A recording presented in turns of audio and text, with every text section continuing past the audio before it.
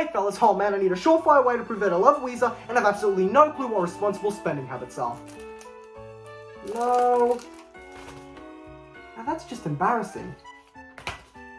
Why do I own this? Getting warmer. Brilliant! Weezer, what else would I do with my free time besides blasting Pinkerton? Not taxidermy. Jokes aside though, these guys created one of the most influential bands of all time. In an era where music was dominated by all of these punk metal bands, Weezer truly offered music that connected with a different audience, and they still do to this day. A lot of people call it nerd rock. And they'd be right, but this stuff is still really great, and having listened through pretty much Weezer's entire discography, there's a lot of brilliant music here. From Pinkerton, to Weezer, and even all the way to Weezer, the music of Rivers Cuomo, Brian Bell, Patrick Wilson, and their three bassists shaped a generation, and proves to still be incredibly influential. So of course, with so much influence comes so much audience, and with so much audience comes so much Wheezin. After forming in 1992, Weezer released the Blue Album in 1994, and to say it was a hit would be an understatement. This thing was massive, creatively fusing alt rock and power pop, and aside from being a commercial success, was generally just a good album. The harmonies, melodies, and overall artistic direction of the album was unparalleled at the time, and looking back on the album today, it absolutely stands the test of time, both in Weezer's discography and in the music landscape as a whole. The commercial and critical success of the Blue Album led two friends of the band, Mykel and Carli Allen, to suggest the idea of a fan club. After some discussion with the band, they all decided that a fan club could work. Until it didn't, but we're not there yet. So after some complicated logistics that you can go to Weezerpedia to figure out, the Weezer fan club opened to the masses for the low annual fee of $10. Such a low annual fee, in fact, that everybody wanted to join the Weezer fan club. The membership requests were insane. I'm sure Gandhi wanted in. I mean, it's not like I'm shocked. The benefits with this thing were insane. You could get a Weezer zipper pull. That alone made the value go down to $9.50. I kid. There were tons of benefits here, with the main attraction being the Wheezin, a quarterly magazine all about Weezer, in case the name didn't make that clear. Oh man, I thought it was about Deftones. These things were very interesting. They were all handcrafted magazines sent out to members of the Weezer fan club, involving B-side information, fan encounters, music updates, tour dates, interviews, and Carl's Corner, a section dedicated to Weezer's webmaster, in which he'd provide information, tell stories, and answer questions from fans. They'd each be around 14 pages long and were filled with so much fun stuff that was bound to please Weezer fans, and only Weezer fans. Me?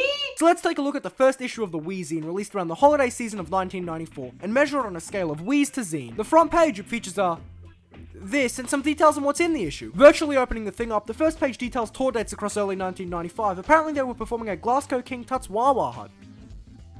Who passed that name? Nothing really exciting here, it's just letters and numbers, my two least favorite things, but they are Weezer related, so they're momentarily my two favorite things. On the next page, we have more letters. Oh. Weezer related letters. Oh! This is a letter from Mykel and Carli, the founders of the fan club. There's nothing really special to it, with it being the first issue. It's mainly just addressing the influx of members, some of the merchandise they're working on, an update on the band, and some details as to what the Wheezin contains. Wheeze. This nice little page of art, and oh, for the love of God, more letters! A Christmas letter from Rivers Cuomo, the frontman of the band. Apparently, he's really tired. Good for him. It's a nice little letter. He briefly details the global domination tour, which he spent the past 7 months doing, then just talks about spending time with his mom, as well as detailing some plans he has over the holidays, like playing piano, reading, taking walks, and writing songs. I want to joke about this stuff, but there's nothing to really joke about. This is just a nice little letter from Rivers about how he's spending the holidays. He caps it off by thanking the fans and hoping all the members get cool presents. You mean to tell me Rivers isn't Santa? Next page, a letter from Patrick Wilson, the band's drummer.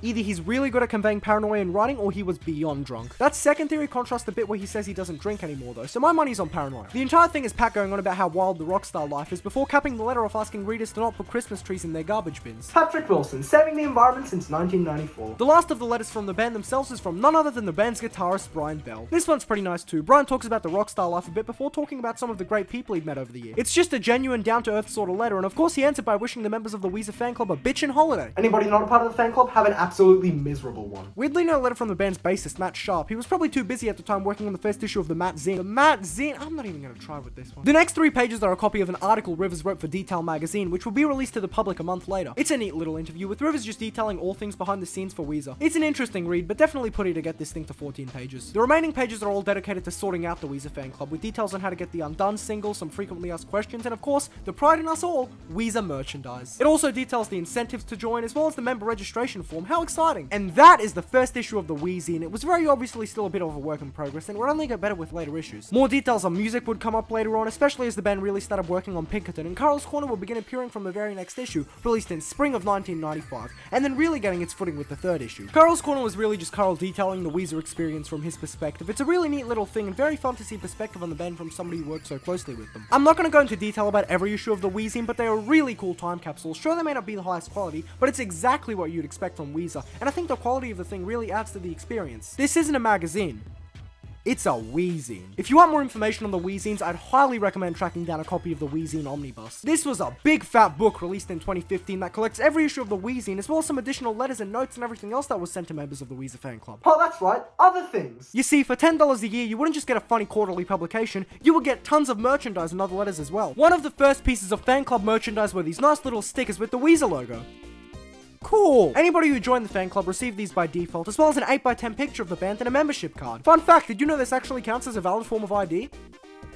I swear! Of course, there were also t-shirts and caps as noted in the first issue of the Wheezin. Hell, as part of this exclusive merchandise was a fan contest in which members could submit their designs for t-shirts, and 2 lucky winners would get their shirts made and sent to fan club members. Weezer fan club, because it feels good to be in it. I'm sure it does. It's hard to find any images of most of the designs sent out to fan club members. I'm sure they're nice.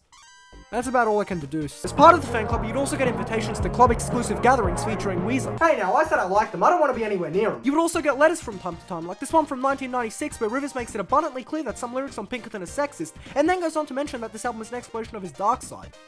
He must have some dark side. But you see, amongst all of this, the Wheezins, the merchandise, the letters, nothing topped the annual secret surprise. Once a year, the fan club would ship out a little Weezer trinket for members. Oh boy, I wonder what it could be. So grand, so secretive, so prestigious, so... It's a viewfinder. It's a viewfinder. It's a viewfinder. That's right, the small little trinket of 95 was a blue keychain viewfinder with Weezer Fan Club 95 embedded on the side. Stick your eyes in it and there was a photo of Weezer. Fun fact, did you know you get the same experience by just doing this?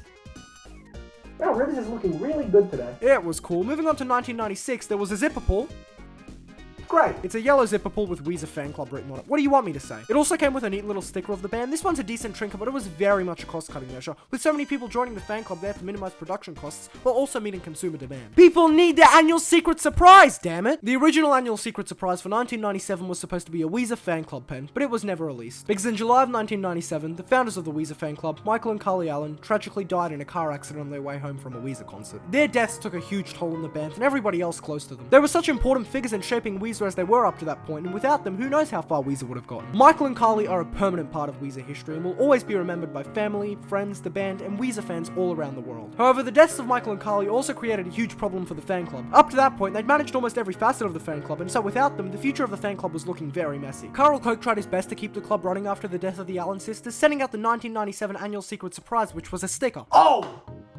Man! And releasing 4 more Wheezins. The 11th issue was a beautiful tribute to the lives and legacy of the Allen sisters, with help from the Allen family. With every issue following that, there was a clear decline in quality. The last 3 issues were only 4 pages rather than the typical 14, and while they tried their best to cram everything that made the Wheezins so fun before into those 4 pages, it wasn't cutting it. The last issue of the Wheezin was released in May of 1999, and with the rise of the internet and the band's inactivity, Koch decided it was best to put the Weezer fan club to rest. The legacy of the Weezer fan club is definitely one that deserves to be remembered. It was so personal, the band themselves actually cared about what was being sent out to members, and while it may not have been the highest in quality, that's what was so great about it. You could feel the passion behind the Weezer fan club, and as Weezerpedia puts it, members felt like they were part of a true club, always one degree of separation from their rock heroes. Wait, why on earth am I getting sappy?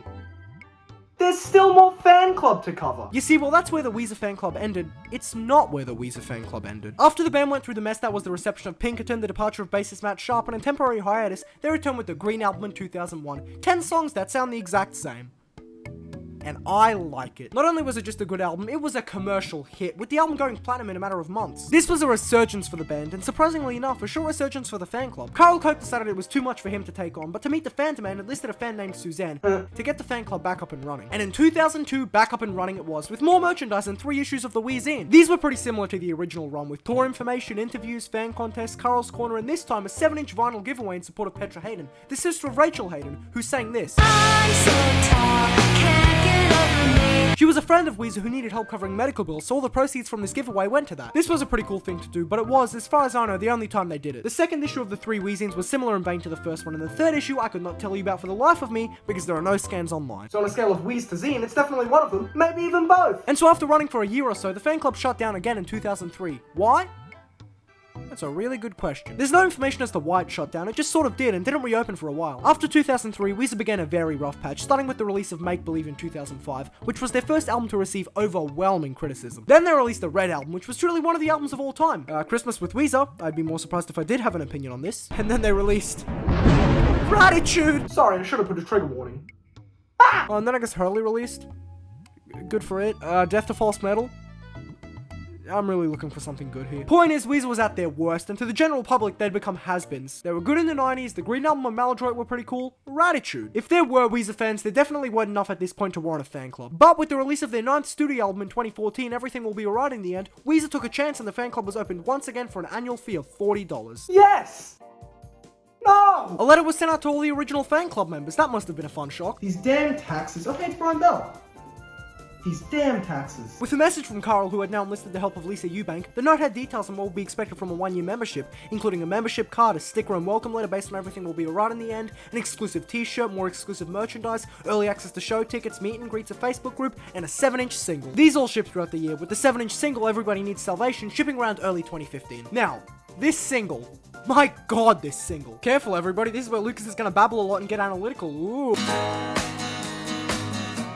My favourite example of Rivers being spiritual but not religious, a song all about seeking Christ during a time where the narrator struggles to find a purpose in life. The passion of the music itself speaks volumes, it only helps to convey this beautiful message of, well, salvation. I'm not actually going to spend a bunch of time here analysing everything about the song. The lyrics are fairly straightforward, talking about salvation, Christ, and love. The progression throughout the song is what makes it so great though, starting off as this really gentle yet upbeat song about finding hope that's backed by such an elegant acoustic and piano undertone, before becoming all heavy as this narrator's passion truly just comes through. This man needs Christ. Everybody Needs Salvation, and I use the phrase sparingly, is one of the best modern Weezer songs, and it's a real shame it wasn't on Everything Will Be Alright in the end. It would have fit perfectly and only made the album better than it already was. It sucks that the song is only available on the 7-inch vinyl, especially considering it goes for Jesus Christ! Thankfully it came with a free MP3 download that people put online. And that was Everybody Needs Salvation, released as part of the first batch of Weezer fan club merchandise that year. The remainder of 2015 was pretty calm, with the Wheezin Omnibus being released as I mentioned earlier, and access to the Weezer fan club store being introduced. This would sell some exclusive merchandise. It's pretty cool. Can't tell you anything about it though, I'm not a part of the fan club. Next up is the 2016 fan club bundle, released in late December of that year, consisting of a shirt, stickers, a note, the return of the secret surprise, this time being a small pin. Yay! And of course another 7-inch single on vinyl, this time being The Last Days of Summer, tying in with Weezer's White Album released earlier that year.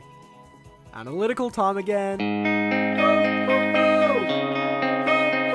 This track is fun. There's nothing lyrically deep about this one, it's just a fun song reflecting on the beauty that is summer, all the fun you have, all the people you meet. It doesn't try to be anything more than it is, and I really like it for that. The harmonies are really lovely, the instrumental is great, and whatever that screeching noise is, I really like it. It's just such a generally energetic track, and the progression again is excellent. That build up at the end where it gets all fast is just so palpable. I don't think it's a beautiful song by any means, but it's really fun, and I listen to it very often. Too bad the only official way to listen to the song is on a 7-inch vinyl that goes for, that's not too bad. But what's interesting about this one is that it has a B-side, Prom Night. If The Last Days of Summer was nice, this song is really nice. So, pretending to own the single and flip it over to feel better about myself before going onto YouTube and listening to the song, Prom Night is energetic in every way imaginable. The opening build-up is so subtle but still so lively, and then it just launches into this passionate chorus that is so exciting before doing that again, and then there's this amazing guitar solo before it does the whole thing again. This song is really great. It's so gorgeously bubbly when it doesn't even try to be. I don't think it's as artistically complex as Everybody Needs Salvation, but it's one of my favorite Weezer tracks to just listen to. And thankfully, this one isn't just limited to the fan club single, it's actually available as a bonus track on the Japanese CD release of the White Album. Does that mean it's that much more readily available? No, but I'm sure the Japanese are enjoying themselves. Being white disappoints me sometimes. And then in 2017, amongst teasers from Carl Koch for Pacific Daydream and some other fun online things that are very poorly documented, there was probably some merch. A lot of the information out there lists the merchandise released for the Weezer fan club, but nothing about the year it was released, which makes this next section a bit of a pain. The single for 2018 was cancelled, thus preventing a fan club bundle for that year. That's nice. There was no reasoning or even any indication as to what the single would have been. Lisa just sort of announced on the Facebook group that it wasn't happening. How am I gonna listen to Weezer now? I have standards, thank you. But rest assured, Weezer fans, in 2019 there will be another fan club bundle featuring this nice green shirt, a lanyard, a pin, and of course, the 7-inch single. Analysis. This song was completed all the way back in 2014, but never made it onto Everything Will Be Alright in the end or any of the subsequent albums. Instead, it became a fan club single, which I think is a pretty good fit. The song, lyrically at least, looks back on the good old days about high school fun and innocence, and musically really reflects the sound of the Blue Album. It's a very heavy track by Weezer standards, but the guitar is excellent, pumping throughout the whole track with these really poppy vocals. The song does sort of grow stale after a bit, I think cutting it down by a minute or so would have helped, but I'm not the asshole paying money for the Weezer fan club. Those people need the extra minute to justify their spending habits. Overall, it's a fun track, probably the weakest of the fan club singles, but considering Weezer's output at the time was the Black Album, this is a really great standout, and a good track in general. Spoilers for the real world now. Real world issues. As far as I can tell, not a single piece of fan club merchandise was released in 2020. I sure wonder what could have done that. Simple stuff. Panic led to reduced resources, which led to reduced production, which led to reduced Weezer production. This of course meant no 7-inch Weezer single to correspond with the no Weezer album. Wow, 2020 really did rid us of so many great things. 2021 brought about another fan club bundle, this time consisting of the same shirt as the 2019 bundle, but in red. I'm noticing a pattern here. There were also matchsticks, because Lord knows I've always wanted to commit arson with the help of Scott Schreiner, some stickers, and of course the candle? This doesn't play music! Cost-cutting measures, the death of all Weezer fan clubs. I don't have much to say about this one. It's pretty disappointing, especially considering they could have done so much more. That picture disc from the Van Weezer Deluxe box set with the 2 song remixes, put that in here, it's a perfect fit. Hell, just make the Van Weezer Deluxe box set a fan club exclusive, probably would have pissed off a few people, but this thing is made for Weezer superfans, dedicated enough to join their fan club. Tell me, who else but members of the Weezer fan club would enjoy a Van Weezer cassette?